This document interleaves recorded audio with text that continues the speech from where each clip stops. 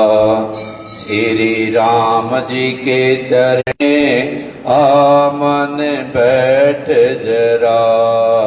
श्री राम जी के चरणों में, श्री राम जी के चरणों में, श्री श्याम जी के चरणों में, श्री राम जी के चरणों में, श्री राम जी के चरणों में आमन बैठ जरा।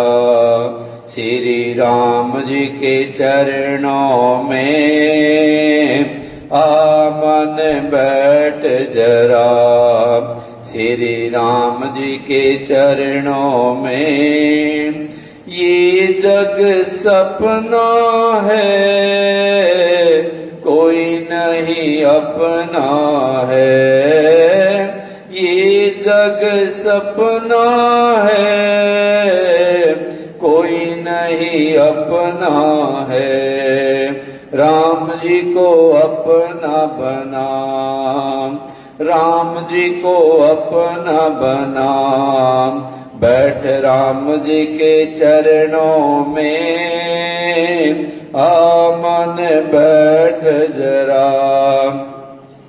श्री राम जी के चरणों में सुबह और शाम हुई, उम्र तमाम हुई।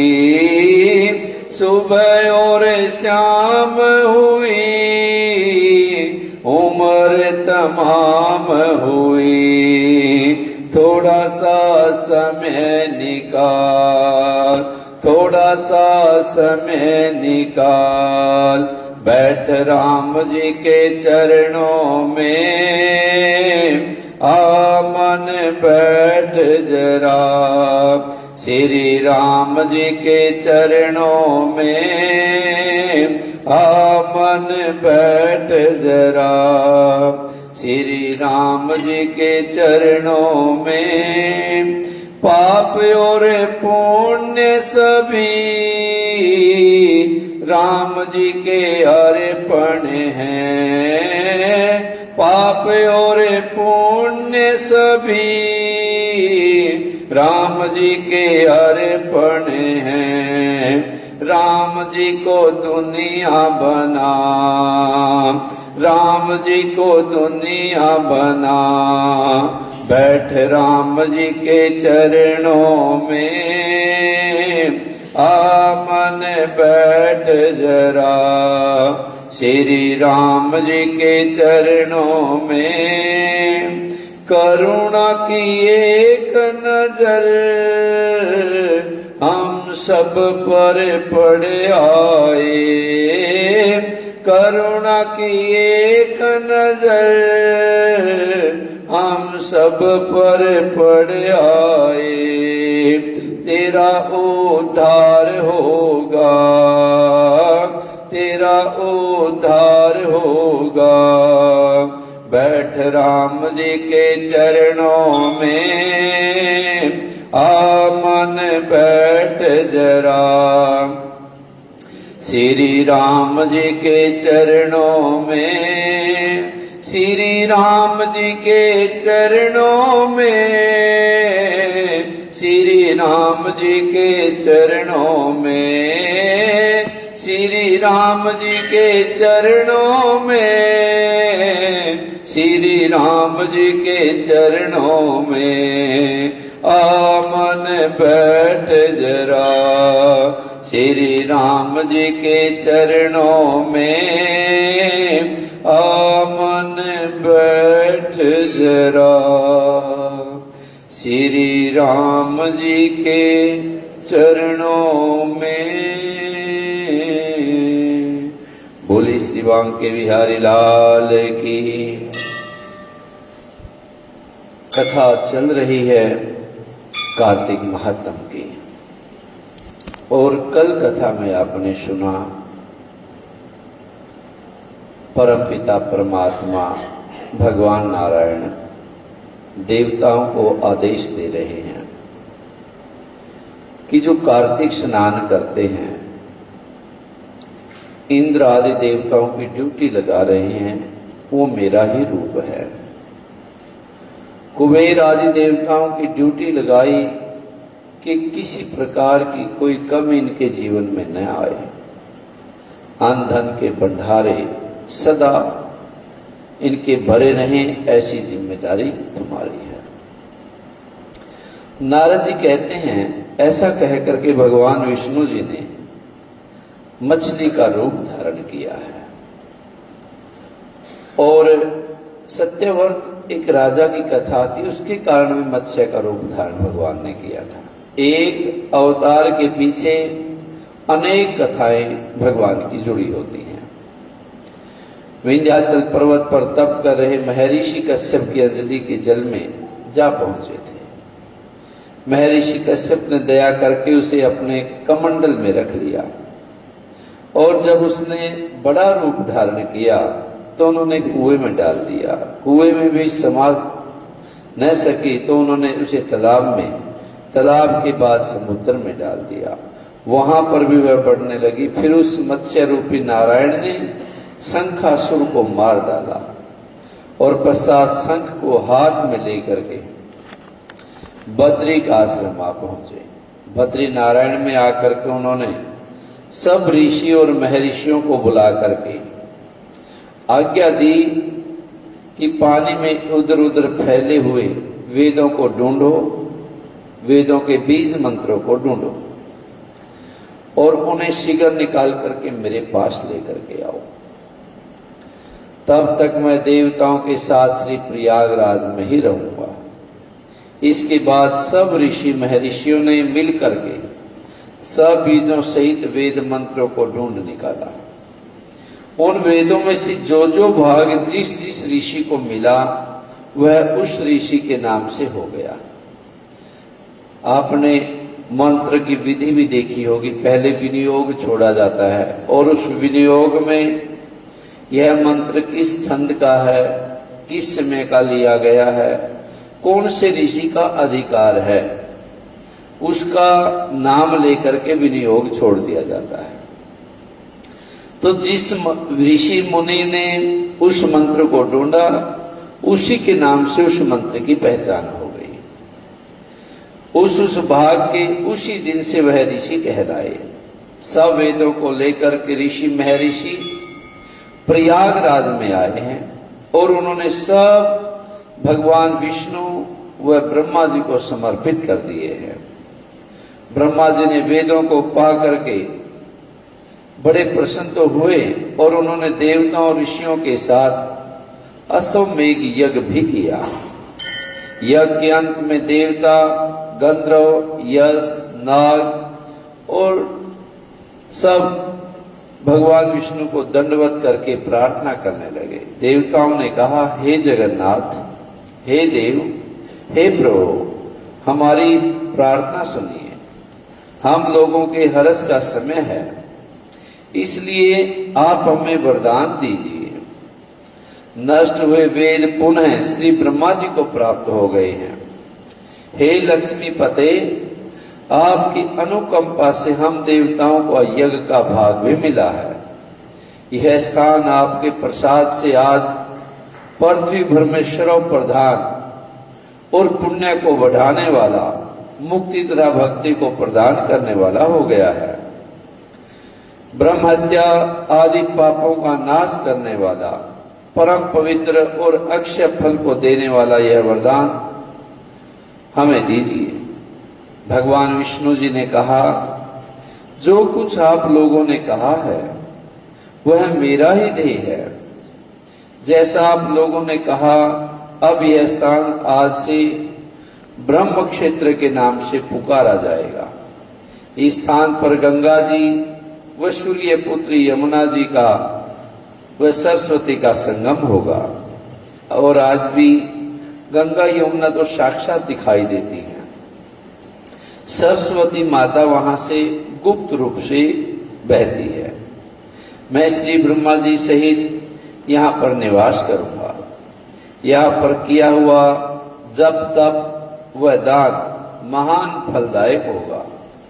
पहले जन्म में किए हुए पाप, ब्रह्म हत्या आदि भी इस तीर्थ राज में स्नान करने से नष्ट हो जाएंगे। जो लोग अपने पिता आदि को यहाँ ला करके तर्पण व श्राद्ध करेंगे, उनके पिता मेरे स्वरूप को प्राप्त करेंगे। वह तीनों प्रकार की मुक्ति को प्राप्त करेंगे। मकर संक्रांति पर माघ मास में प्रातः काल यहाँ आकर के स्नान करने वालों के दर्शन मात्र से ही पाप मिट जाते हैं। ठीक उसी तरह जिस तरह सूर्य के तेज से अंधकार का नाश हो जाता है। हे मुनीश्वर, मेरे वचन ध्यान से सुनिए। मैं सर्वत्र व्याप्त रहता हुआ भी हमेशा बद्री नारायण में निवास करता हूं। सैकड़ों वर्ष तक किसी दूसरे स्थान पर तप करने का जो फल मिलता है, वही फल यहां एक दिन में मिल जाएगा। जो मनुष्य मेरे स्थान अर्थात बद्री का आश्रम का दर्शन करेंगे, वह जीवन मुक्त हो जाएंगे और उनके समस्त पाप नष्ट हो जाएंगे। सूत जी बोले, ऐसा कह करके भगवान विष्णु जी अंतर्ध्यान हो गए हैं और देवतागण भी अपने अंशों को वहीं छोड़ करके चले गए। जो मनुष्य इस कथा को श्रद्धा पूर्वक सुनते हैं, वह प्रयागराज व बद्री का आश्रम जाने व स्नान करने के समय समान उसको फल की प्राप्ति होती है। बोली श्री नारायण भगवान की। इसलिए जल में सब देवता, ऋषि मुनि, वेदों के मंत्र ये कार्तिक मास में निवास करते हैं। इसलिए कार्तिक स्नान विशेष लाभदायक है। और जो सत्यभामा जी को भगवान कथा सुना रहे हैं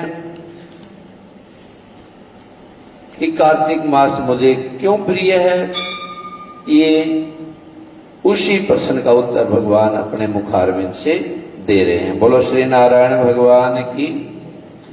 देहात की कथा जो माताएं आपस में कथा करते करते बोलती थी। एक ब्राह्मण और एक ब्राह्मणी थे। 7 कोस गंगा जमुना नहाने जाया करते थे। ब्राह्मणी बहुत थक जाती। एक दिन बोली, कोई बेटा होता तो बहू आती, घर में खाना बना हुआ मिलता, कपड़े धुले हुए मिलते। ब्राह्मण बोला कि तूने बड़ी बात कही, लो मैं तेरे लिए बहू ला देता हूं। एक पोटली में चूंद बांध लिया, उसमें थोड़ी सी मोहर असरफियां डाल दी। उसने पोटली बांध दी, ब्राह्मण चल दिया। कुछ दूर पर जमुना जी के किनारे छोटी छोटी लड़कियां अपने अपने मिट्टी के घर बना करके खेल रही थी। पहले बच्चे खेलते थे कच्ची मिट्टी में। थोड़ी सी बारिश हो जाती थी तो थोड़ा थोड़ा और रेत जो है ना बड़ा गिल्ला हो जाता और उसके अंदर पैर डाल करके ऊपर से रेत भर कर ये घर बनाते थे। बच्चे भी छोटे छोटे खेत बना लेते थे और एक पहाड़ बना लेते थे, उसमें जो है पानी डाल करके सब, और बाद में 1 घंटा 2 घंटे खेलते, जब घर जाते उसको तोड़ फोड़ करके चले जाते। तो सब बना करके खेल रही थी। उसमें से एक बोली कि मैं तो अपना घर नहीं बिगाड़ती, मुझे तो रहने के लिए चाहिएगा। ब्राह्मण को वही लड़की मन में भा गई। अपने मन में सोचने लगा, यही एक समझदार सी लड़की है। वह उसके पीछे पीछे हो लिया। जब वह घर पहुंची तो बोला, बेटी मैं भूखा हूं, अपने माँ से पूछ ले, मेरी 4 रोटी पो देगी क्या? कार्तिक का महीना, मैं किसी के घर की रोटी नहीं खाता। मेरे पास यह चून है, अपनी माँ को दे दियो। अपनी माँ से कह दियो कि चून छान लेगी। लड़की बोली, अच्छी बात है बाबा। उसने अपनी माँ से कहा, माँ बाबा बाहर बैठा है, रोटी उसके लिए बना दो, ये उसका आटा है और आटा छान देना। उसने आटा छाना, उसमें मोहर असरफी निकली। वह बोली, जिसके आटे में इतनी मोहर असरफी है उसके घर में कितनी होंगी? जब बाबा रोटी खाने बैठा तो उसकी माँ बोली, बाबा तुम्हारे संतान क्या? बोले जी लड़का है, लड़के की सगाई करने जा रहे हो क्या? बाबा कहने लगा कि मेरा लड़का तो काशी जी में पढ़ने गया है, अगर तुम कहो तो खंडे कटोरे से तुम्हारी लड़की को ब्याह के ले जाऊं। अच्छी बात है, तो ब्याह करके ले आया। पहले अच्छे टाइम होते थे, ऐसा होता था। आकर बोला, रामों की माँ किवाड़ खोल, देख मैं तेरे लिए बहू लाया। बुढ़िया बोली, दुनिया तो बोली मारे, तू भी मार दे आज। हमारे तो 7 जन्म भी बेटा नहीं है, तो बहू कहां से आएगी? ना तू किवाड़ खोल। उसने किवाड़ खोले, देखा तो सामने बहू खड़ी है। सास आदर सत्कार से बहू को अंदर ले आई। बूढ़े बुढ़िया नहाने जाते, बहू सारा काम करती, खाना बनाती, कपड़े धोती, रात को उनके पैर दबाती। इस तरह से बहुत समय निकल गया। सास बोली, बहू चूल्हे की आंच कभी बुझने मत देना, मटके का पानी कभी खत्म नहीं होने देना। एक दिन चूल्हे की आंच बुझ गई, इसलिए घर में जल और अग्नि जरूर रखते थे। पहले उपला लगा देते, ऊपर राख ढक देते, उसके अंदर सारी देर अग्नि रहती है। बहू भागी भागी पड़ोस में गई, बोली, पड़ोसन मुझे थोड़ी सी आंच दे दो, मेरे चूल्हे की आंच बुझ गई है। मेरे सास ससुर आते ही होंगे। सुबह 4 बजे के गंगा जमुना नहाने गए हुए हैं। पड़ोसन ने कहा, तू तो बावली है, तुझे तो ये यूं ही उठा करके ले आए, इनके तो कोई संतान नहीं है। बहू बोली, ना इनका बेटा तो काशी जी पढ़ने गया है।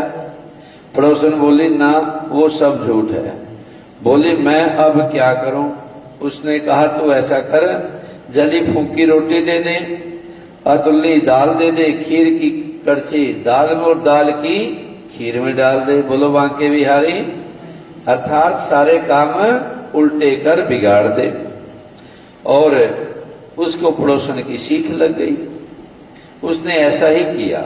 सास ससुर आए, आज ने तो आदर सत्कार किया, नहीं उनके कपड़े लिए, खाना लगा दिया। सासू बोली, बहू ये क्या?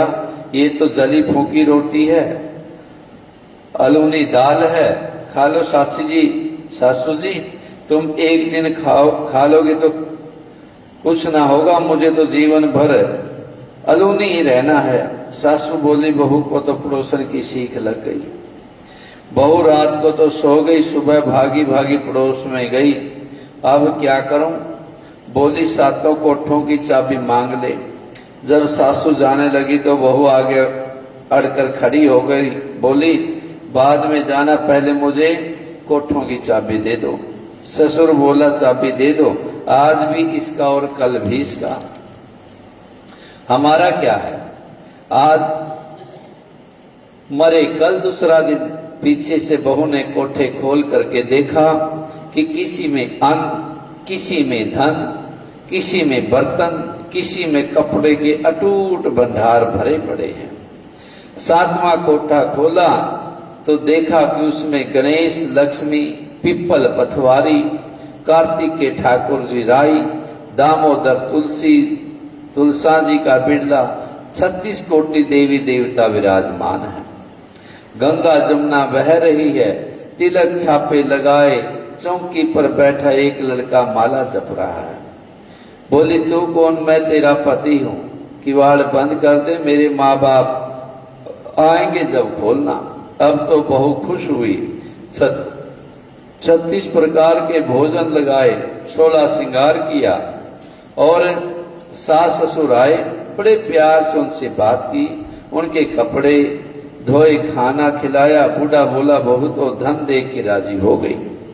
बहू सास के पैर दबाती जाए और कहती जाए, माँ जी तुम इतनी दूर 12 कोस गंगा जमुना नहाने जाती हो, थक जाती होगी, तुम घर में नहा लिया करो। सास बोली, बावली कहीं घर में भी गंगा जमुना बहती है? बहू बोली, हाँ माँ जी, चलो मैं दिखाती हूँ। उसने 7वां कोठा खोल कर दिखाया, उसमें गणेश, लक्ष्मी, पिप्पल पथवारी, तुलसा, कार्तिक के ठाकुर, राई, दामोदर, शिव, पार्वती, 33 कोटि देवी देवता विराजमान हैं। गंगा जमुना बह रही है, तिलक छापे लगाए चौकी पर बैठे एक लड़का माला जप रहा है। माँ बोली, तू कौन? बोला, माँ मैं तेरा बेटा हूँ। तू कहाँ से आया? मुझे तो कार्तिक के देवता ने भेजा है। माँ बोली, बेटा ये दुनिया क्या जानेगी, क्या जानेगा मेरा घर का पति, क्या जानेगी दुरानी जेठानी, क्या जाने अगड़ बगड़ पड़ोसन की तू मेरा बेटा है। उसने पंडित जी पूछा तो वह बोला, परली पार पे बहू बेटा खड़े हो, इस पार बुढ़िया खड़ी हो। चाम की अंगिया पहने हो तो छाती में से दूध की धार निकले, बेटे की दाढ़ी मूछ भीगे पवन गठजोड़ा बांधे तो सब जाने। तो बुढ़िया का बेटा है। उसने ऐसा ही किया और छाती में से दूध की धार निकली, बेटे की दाढ़ी मूछ भीग गई, पवन पानी से बहू बेटे का गठजोड़ बंध गया।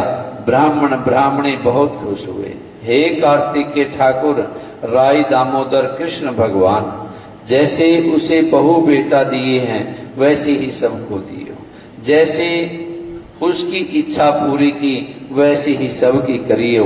कहते सुनते और हुंकारे भरते की। बोलो बांके बिहारी की जय। लो जी, अब कमल नेत्र का पाठ करेंगे, नाग लीला करेंगे और उसके बाद सब मिलकर के आरती करेंगे। जय श्री कृष्ण।